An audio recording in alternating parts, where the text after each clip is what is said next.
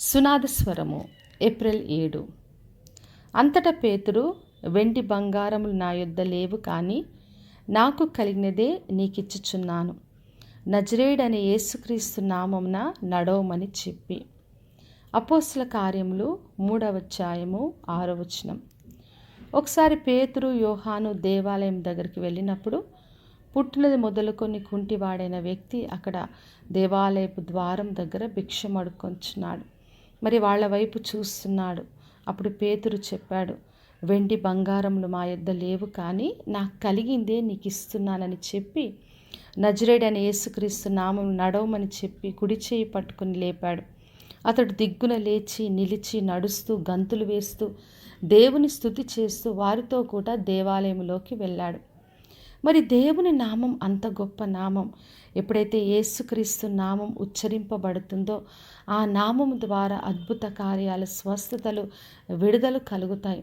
అందుకే యేసుక్రీస్తు శిష్యులు మరి వాళ్లకు ఏమున్నవని చూడలేదు, వెండి బంగారాలపైన ఆధారపడలేదు, కానీ వాళ్ళు యేసుక్రీస్తు నామంను ధరించుకొని వెళ్ళారు. అందుకే చెప్పారు, నాకు కలిగినదే నీకు ఇచ్చుచున్నాను అని చెప్తున్నారు. అంటూ వాళ్ళు కలిగినది యేసు నామము.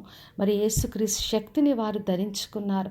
అందుకే ఆయన నామమును ప్రకటిస్తూ స్వస్థతను, విడుదలను వాళ్ళు మరి అనుగ్రహించారు. మరి పుట్టినది మొదలుకొని కుంటివాడైన వ్యక్తి, దేవాలయపు ద్వారం దగ్గర భిక్షమడుకుంచిన వ్యక్తి యేసుక్రీస్తు నామం ద్వారా స్వస్థతను, విడుదలను పొందుకొని స్తుతి చేస్తూ గంతులు వేస్తూ వారితో పాటు దేవాలయంలోకి వెళ్ళాడు.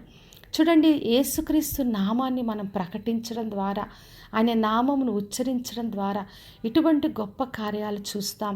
దేవునికి దూరంగా ఉన్నవాళ్ళు, బలహీనులుగా ఉన్నవాళ్ళు, మరి రోగములతో, వ్యాధులతో ఉన్నవాళ్ళు యేసుక్రీస్తు నామం ద్వారా స్వస్థతను, విడుదలను పొందుకొని వారు దేవాలయంలోకి వెళ్ళి దేవుని స్తుతి చేయలాగున, సాక్ష్యంగా ఉండలాగున కృపనిస్తాడు.